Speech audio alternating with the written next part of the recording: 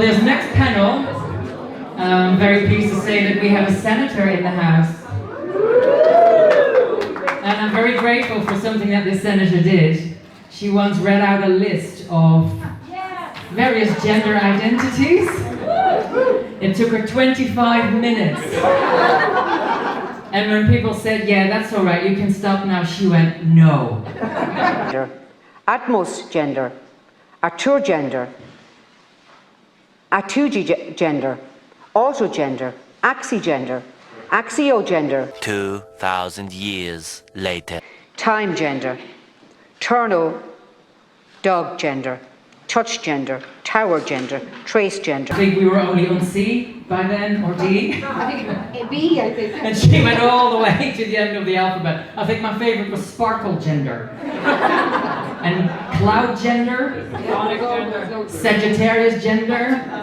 And there was gender. Yes, there was. Anything goes. Right, this panel is called $1 Million Baby. So, Sharon, if you could please take your seat on the panel, give her a warm round of applause. We also have Aja the Empress. Come on, Aja. What are the chances an Empress and a Senator? I know. She's so more popular. And the Queen. And the President. It's like full house, isn't it? Right, and we're also going to have, by broadcast, Olivia Maurel. Maurel or Maurel? Maurel. Right, so I shall give you this mic. Take it away. Yeah, okay. I just want to say thank you for having this panel and this conference, and you're going to go far. I'm so proud of you. But now for something serious, so let me begin.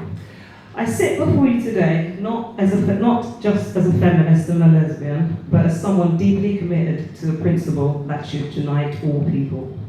That rights must never come at the cost of somebody else's suffering.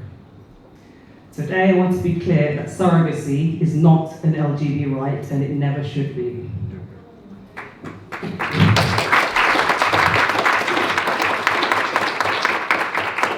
Let me say, no person, regardless of their sexual orientation or relationship status, has the right to use another person's body to fulfill a desire. Desire is not entitlement. A woman's body is not public property, something to be rented, to be borrowed, to buy, no matter how noble their intention may be. However, we are increasingly told that surrogacy belongs under the rainbow umbrella. But we as gays must challenge this. Not all gays support surrogacy. I, for one, do not. Surrogacy is not a homosexual right, it is not a fertility issue, it is a practice built on exploitation. It exploits class divisions, global inequalities, and structural power of wealth, especially male wealth. Often, it involves richer men using the bodies of economically vulnerable women, especially from the global south, to carry and surrender children for profit. This is not reproductive freedom. It is reproductive outsourcing. It is reproductive trafficking. Surrogacy is the modern extension of an old colonial dynamic. The wealth of the global north has long been built on the labour and the bodies of the global south. Surrogacy simply updates the practice of abuse.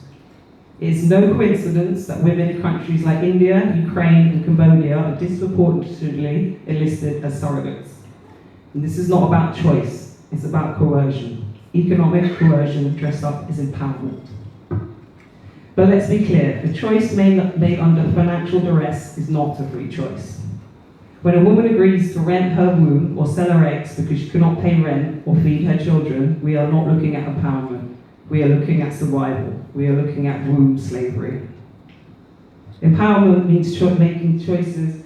Empowerment means choices made without desperation, yet the language of the fertility industry repackages exploitation as liberation.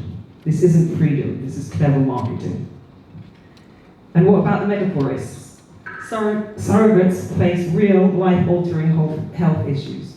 A 2024 study found that surrogates face double the risk of complications like postpartum hemorrhaging and preeclampsia, and these aren't just statistics, they are potential death sentences.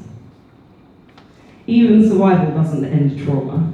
Many suffer long-term damage to their health and identity. Is that empowerment? Can the LGBT people be proud of that?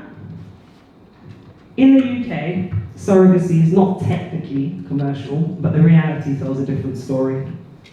Payments marked as expenses often exceed £15,000, and I don't know about you, but that's a lot of money for me. Surrogacy agencies offer initiatives like theme park tickets and expensive gadgets. The line between altruism and commerce blurred beyond recognition. Meanwhile, clinics target young women for egg harvesting, offering nearly £1,000 per cycle. Again, that is a lot of money. The long-term consequences are unknown, but we do know some women have already died. Yet the adverts remain glossy, cheerful, and dangerously incomplete. Trafficking is already happening in the UK. In 2023, the UK Modern Slavery Helpline reported multiple cases of women trafficked specifically for surrogacy. We've even seen talk of using brain-dead women as surrogates, and that is a level of hell I cannot comprehend. We are witnessing the commodification of motherhood, the erasure of women, and the reduction of children to market goods. Language reveals the truth. Women are called carriers, babies are products, contracts speak of services rendered. This is not compassionate care, it is commodification. Throughout history, women have stood by us LGBs, fighting for justice, housing us during crises, marching with us, caring for gay men during the AIDS epidemic, and now, some of them same men, or rather, their younger counterparts, are paying poor women to bear children for them. Men like Tom Daley, who on the one hand pretends that men who pretend to be women are actually women, yet he doesn't use these pretend women to rent a room. I wonder why that might be. How can we, as LGBs, come to repay the love and solidarity women have shown us with commodification? When LGBT people participate in this system, we are not just complicit, we are betraying every woman who has ever stood beside us. And what of the women? Let's listen to their voices. A surrogate mother in India said, "They took the baby. I never heard from them again. I didn't even get to hold her." A surrogate in Eastern Europe said, "The baby had a heart defect and the parents vanished. I was left with bills and a child I didn't plan to raise." These aren't unfortunate exceptions, they are the systematic outcome of a practice that dehumanizes women. And what about the children? Where are their voices? Where are their rights? It's been said before, but it's worth saying every time we talk about surrogacy, that vets recommend a puppy stays with the mum for 3 months, yet human babies are not afforded this luxury. Surrogacy contracts erase their history before they take their first breath. Many are denied access to their biological origins. Some are abandoned when they do not meet expectations, like the surrogates, left with surrogates who have no legal rights or support. One such famous case happened in Thailand, where an Australian couple took one healthy baby and left the other one with a surrogate because it had Down syndrome. Another case in the UK saw a surrogate left raising the child alone because the commissioning parents changed their mind midway through pregnancy. These are not isolated cases. How is this liberation, and how can we attach the LBG name to that shame? A woman's body is not a service platform. It is not a vessel to be leased. It is a living, feeling being tied to emotion, a dignity, and identity.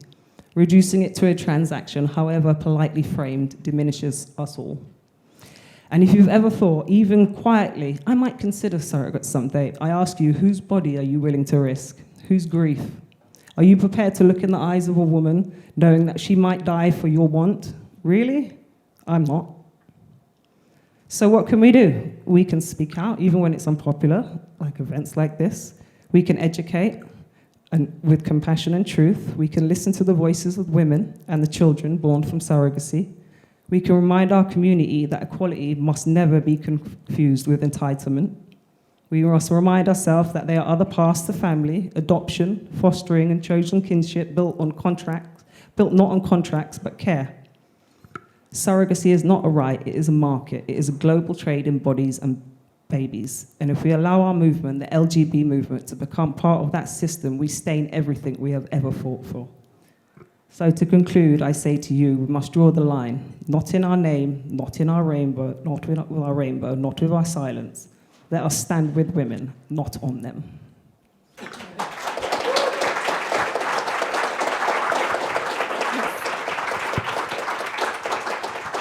I think it's very important, just because we're not saying that, you know, gay male couples, same-sex couples, should not be able to raise a child.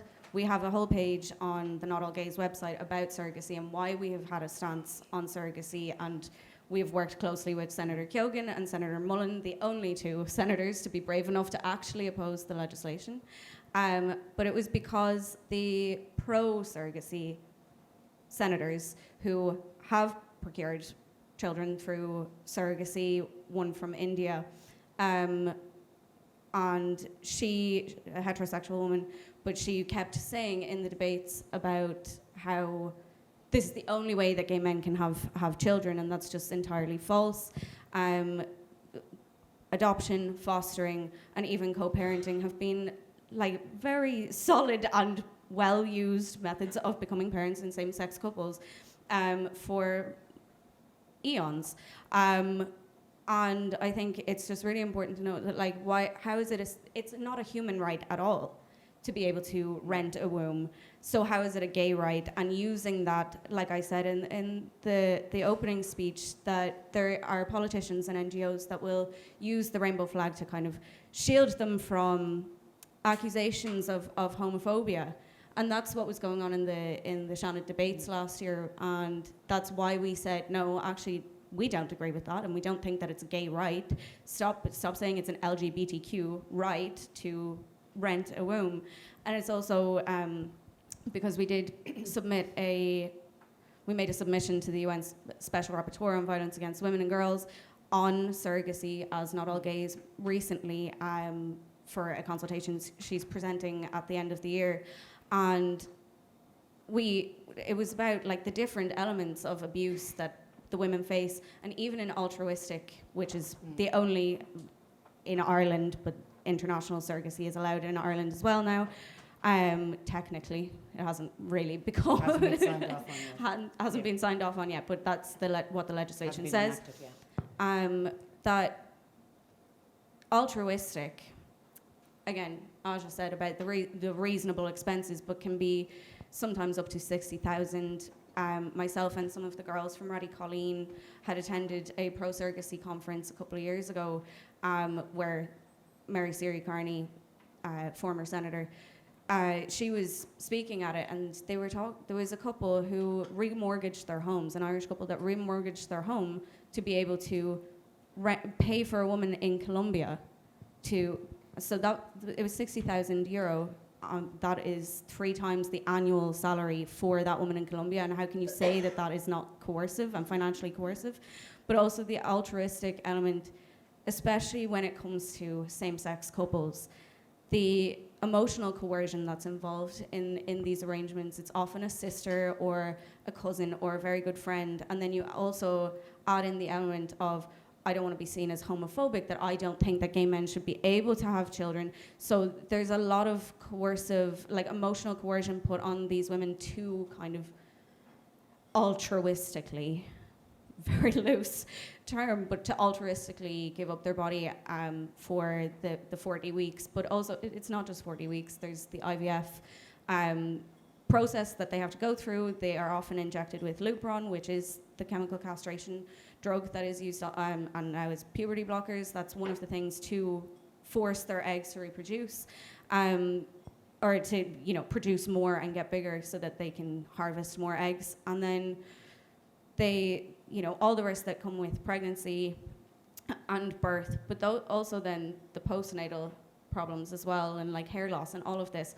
And I just don't see how that is a gay right, and that's why we talk about it. But also, I'll ask Sharon to Thank you. Because you did amazing work. Thank you, Annaig, and thank you. It's great to have the Empress here today as well. Good afternoon to you, everybody, and I'm delighted to be here to speak with you this afternoon. I suppose, really, how do we get here? And how did we manage to get surrogacy legislated in this country in 2024? And it all started way back in 2021 or 2021, I think, the legislation and the committee, the Children's Committee. I happened to be on the Children's Committee.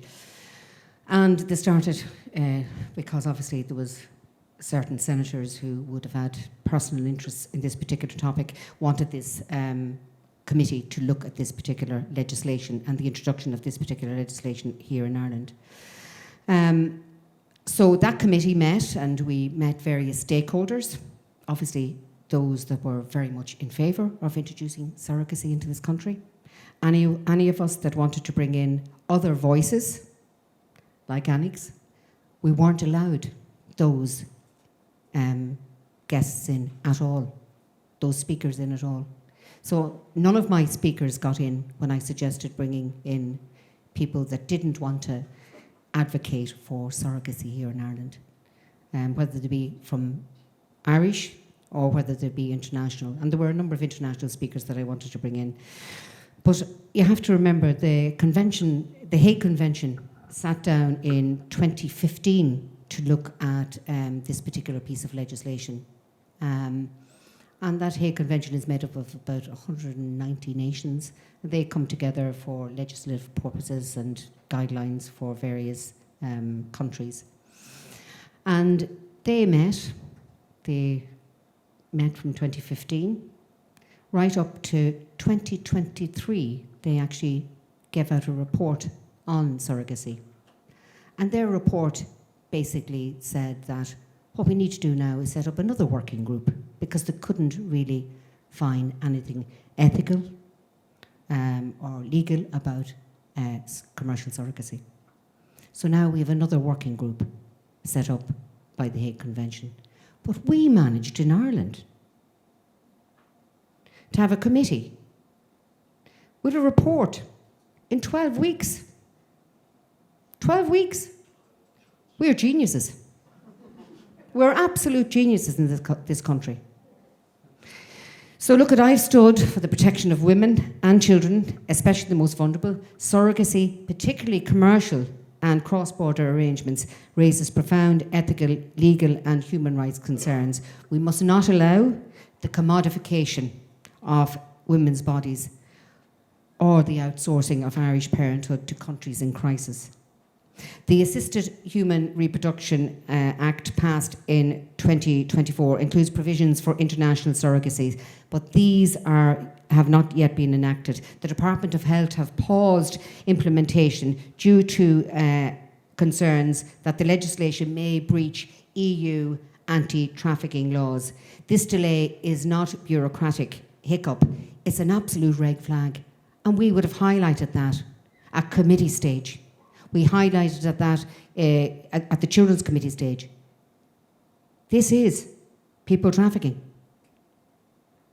So it signals that commercial surrogacy may be incompatible with international human rights standards, and I am glad that the European Court of Justice has actually ruled on that. So that will certainly put a hold on the current legislation. I actually have been talking to another senator, and we're going to put down some FOIs based on that, because I think a lot of lobbying went on over the last number of years, in particular, to various ministers and various departments, whether it be the Department of Justice, the Department of Children, the Department of Health. So we're going to do an FOI on all correspondences in relation to the surrogacy issue. And that'll be interesting. It'll take me a while to get that back, I can assure you. But every single correspondent, every single meeting that was held with the various departments and general secretaries of those departments, I want to know, and the public need to know. So we're being asked to rubber stamp a system that even our own government fears may violate EU law. That should give us all pause at this time.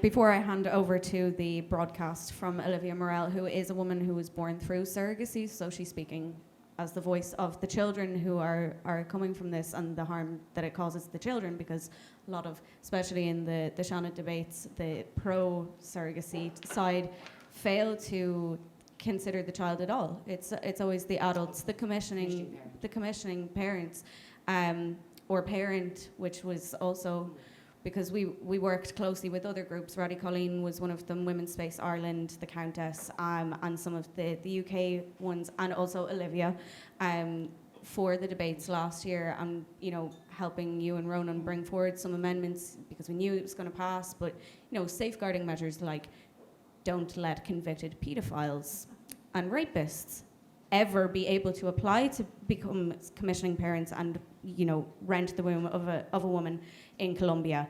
And that was smacked down. Not a single amendment was accepted, and it was guillotined through. So technically, a paedophile who has spent time in prison for pedophilia, or in fact just a general sex offender, will be able to apply. It doesn't matter, he probably won't get be approved of it, but can actually apply. And I just don't understand why that was. And also, just back to the gay rights element, it's really funny how the green light countries, the majority of those in international surrogacy arrangements, including Kenya, which is one of ours, and there was an Irish couple who commissioned in Kenya. It was a multiples pregnancy as well, so even more high risk. But these are countries where homosexuality is still illegal, and punishable. And to then say that it's a gay right, or in any way got to do with gay rights and same-sex couples to be able to commission a surrogate mother in a country where you aren't even legally allowed to hold the hand of your partner that you're commissioning with. It's such a false narrative that this has anything got to do with same-sex couples or gay rights, and it completely diminishes the legitimate fight that we had for equality. And again, it was the lobby groups, it was LGBT Ireland and Irish Gay Dads were the main two LGBT.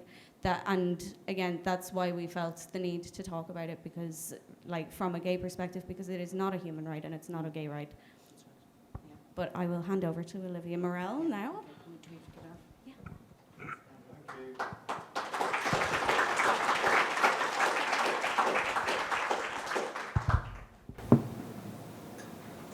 Hi everyone. So my name is Olivia Maurel. I'm a very proud feminist. I'm an atheist. I'm a mother of 3 beautiful children. And today I am here to speak as the spokesperson of the Declaration of Casablanca, a global appeal to abolish surrogacy in all its forms, because, surrogacy is a violation of human dignity, of women's rights, and especially of children's rights. So I'm not here to speak as a lawyer or a politician. I'm here as someone who was born through surrogacy. I speak from the inside, from the child's point of view, because in this industry, the child's point of view is always forgotten. We never speak about it, and no one ever listens to the child's point of view. I was born in the United States through traditional surrogacy. The woman who carried me used her own eggs. She's my biological mother. My intended father, is Swiss. My intended mother is French, and I was taken to France shortly after my birth to be raised by my intended parents. So I was not adopted. I was planned to be taken. I was planned to be abandoned. I was conceived through a contract that stated clearly, the woman who carried me, birthed me, and bonded with me for 9 entire months would not be my mother. Even though I was born with a real birth certificate with my biological mother's names on it, that certificate unfortunately was sealed. It was hidden from me. And then a false birth certificate was issued, listing my intended mother as if she had given birth to me. A woman who had not conceived me, not carried me, not labored me to bring me into this world, yet she was named as if she had. That piece of paper is a lie.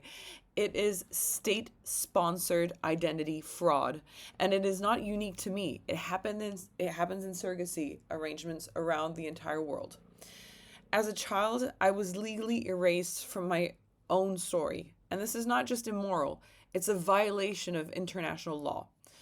I have to remind you, the United Nations Conventions of the Rights of the Child, which most countries in the world have ratified, states clearly in Article 7 that, I quote, every child has the right to know and be cared for by his or her parents. Article 8 states that every child has the right to preserve their identity, including nationality, name, family relations as recognized by laws, without unlawful interference. Surrogacy violates both of these rights. It manufactures a false narrative, then forces the child to live inside it. It strips us of our real identities to make others more comfortable with theirs. I did not discover the truth of my origins until adulthood, but I felt the absence long before I could name it. From the age of 6 or 7, I sensed that something was missing. My intended mother was 50 when I was born, much, much, much older than other mothers. We looked nothing alike, but what hurt me the most was what I couldn't feel. It was the connection. We didn't share that deep, invisible bond that forms within the womb. How could we? She wasn't there. As I grew older, that absence turned into a crisis. In adolescence, I completely lost my way. I didn't know who I was. I didn't know where I came from. I didn't have access to my origin, to my own story. And so I tried to drown the silence. I turned to drugs. I turned to alcohol. I flirted with destruction because I didn't know how to live with the aching question of, who am I? I was raped. And in the years that followed, I attempted to take my life multiple times. Not because I didn't want to live, but because I couldn't live a life that felt like a lie. A life that had been built on separation, silence, and substitution. Everything changed when I turned 30. My mother-in-law, who I love very, very much and I think about today, gave me a DNA test as a birthday present.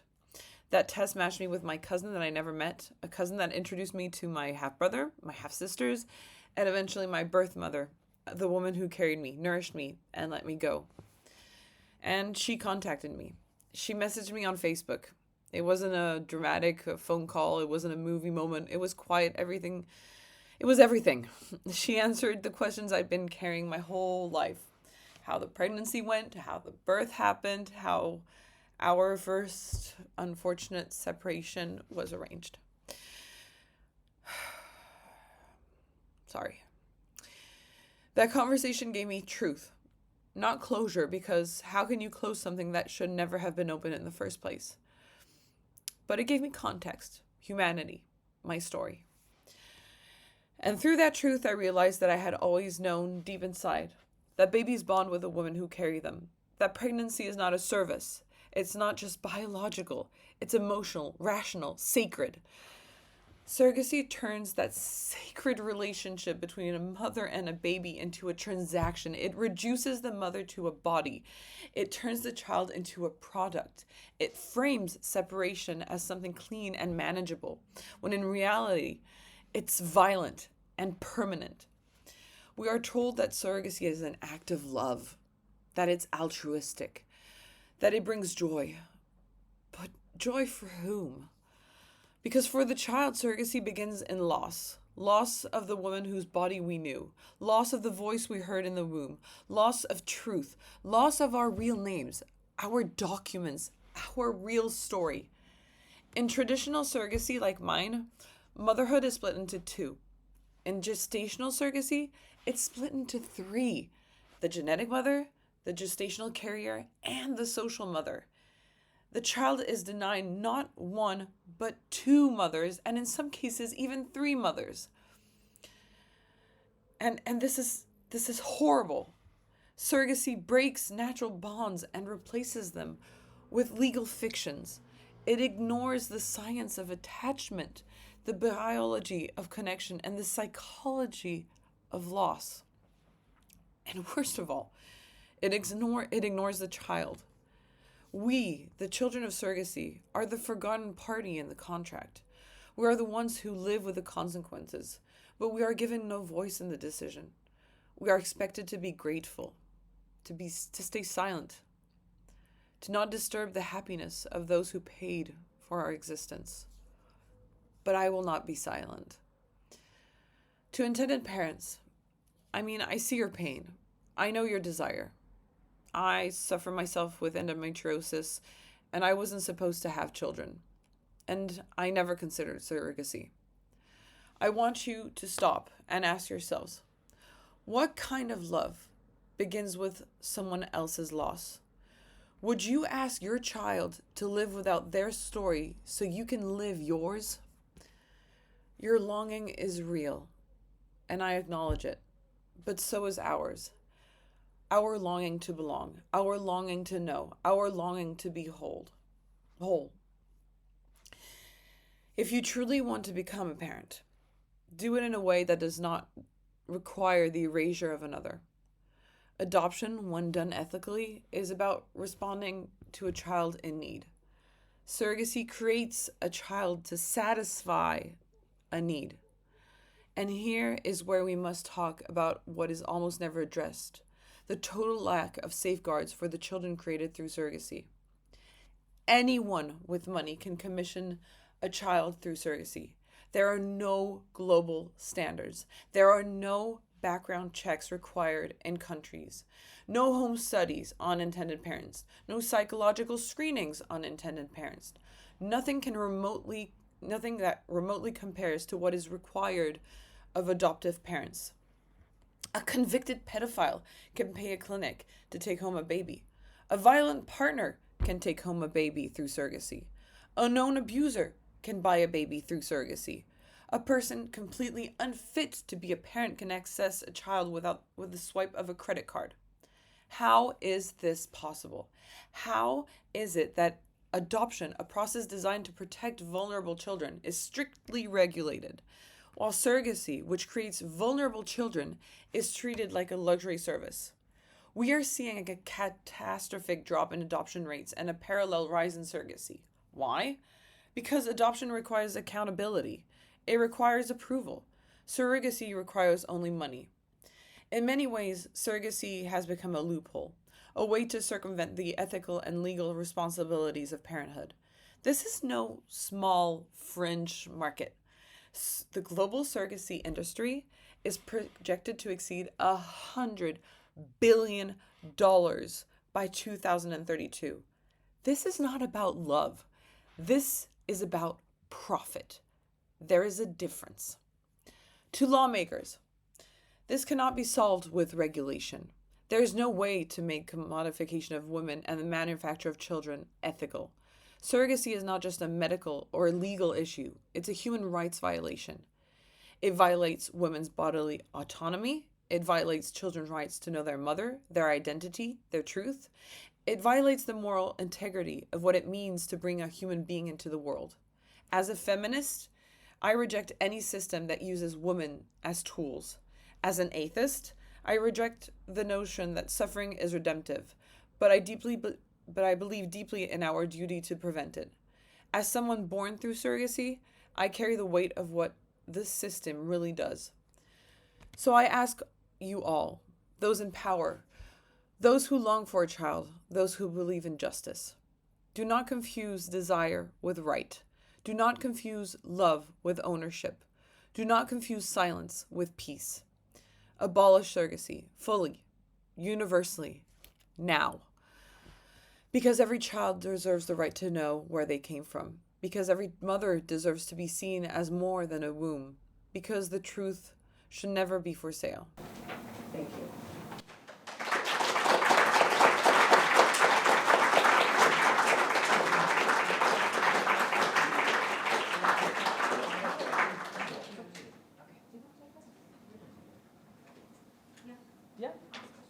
Okay. Does anybody have any questions? Yeah? In that case, Sharon, if you could come back up. Oh, come on up here. The rest of you. And Aja.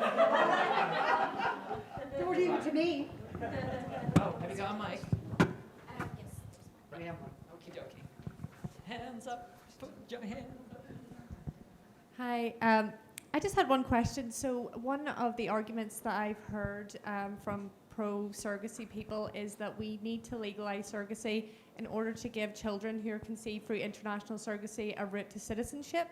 And so I'm just wondering, is there a way that we can criminalise the practice while also not leaving children potentially stateless or making it difficult for them to obtain Irish citizenship? I think that would have been acceptable to those of us on the other side. and then stop. Look after those children that have been born through surrogacy, and then say, no, we're not going to legalise it going forward. So we have to give them a pathway to citizenship, and that really was the whole idea of this particular legislation. And I think, you know, myself and Ronan Mullen would have been quite happy with that, and then say, no more. Because we're only talking maybe about how many, I mean, I've looked through the statistics there in relation to Ukraine. During the war, when the war was going on, there was 98 children that were born through surrogacy that came here to Ireland. 98. So even though the war was going on and the bombs were dropping on families and women over there, we had still commissioning parents going out there to buy a baby. And you know, I hear the yearning of gay people, you know, saying, well, I want to be a parent, I want to be. There's 140 million orphans in this world. At this moment, there are thousands of children looking for foster parents. There are many pathways to parenthood. So, yes, I think myself and Ronan would have agreed with that, but they weren't prepared to go anywhere near that. Yeah, I agree. Like, obviously, those children who are already here definitely do need citizenship, and I know that was kind of how it was framed originally, why they were legislating for it, but then they said, oh well, actually we're going to allow all forms of surrogacy in Ireland and international arrangements moving forward. And then, as I said, that when we raised safeguarding issues such as why are we allowing a 70-year-old single man, and again, like Olivia said, the safeguarding and the background checks and all of that are required for fostering or adoption, they don't exist in surrogacy arrangements. You just have to have money, or if it's an altruistic, obviously it's your friend. But like so a 70-year-old man, like no background check, nothing, single man, like that is odd. It's not accusing anyone of anything in particular, but why are we allowing it? And also then stripping a child of, you know, having a parent until 18, probably. You know, like we asked for a lower age upper limit as well, and they said no, but it's like the children should constitutionally and in all the child safeguarding and child protection conventions, UN and EU all say that a child should be provided for until, you know, age of maturity, but that you're not able to guarantee that if you're allowing a 70-year-old to commission a child. And it was because all of a sudden now they want to have children, and I really do feel for anyone who wants children. Like I want to be a mother myself someday, and obviously there's different ways to go about that, and different ethical questions on a lot of those other options as well for same-sex couples. We do have on our surrogacy page, we do have information on how to go through the fostering process here and adoption and IVF options for the women. But it's like they didn't want that. They didn't actually want to just give protection to those children who were already born and conceived through surrogacy, now living in Ireland. They wanted to liberalise it, and it is one of the most liberal pieces of surrogacy legislation in the world. Right, there was one more question over here, and then we'll go on to the last panel of the day. I just want to say, I don't know what's wrong with our government that they want to bring in this horrible law, considering our ceded past with the Catholic Church exporting children out of the country, and Ireland is actually tier 2 on the human trafficking watch list for the 3rd consecutive year running, and the only reason why it's not longer is because of COVID. So my question is, what can we do as citizens to try and get the government to listen? Because anytime I email or write to them, they just ignore us. Sharon, yeah. I suppose really the fact now that this has been highlighted, the trafficking the trafficking issue has been highlighted there in the last couple of weeks by Mark Tighe. Now, we have highlighted it over the years. I highlighted it during the debate. I highlighted it there last September, but the journalists picked up on it there 2 weeks ago, and it's getting talked about now. So let's just wait and see with the FOIs, because if we keep talking about it, I think it's important to keep talking about it. But, you know, the voices like Olivia, they are so important. Those voices need to be heard. They're not voices of isolation. They shouldn't be. That's a plea for dignity. They want their truth to be told. They want their sense of belonging to matter. And I think that's really important. But those voices were not heard when that legislation was being pushed through the door. Those voices weren't wanted. We knew the agenda. We didn't have the numbers.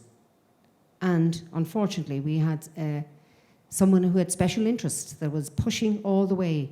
And the legislation did go through, but at least now it has been paused for now.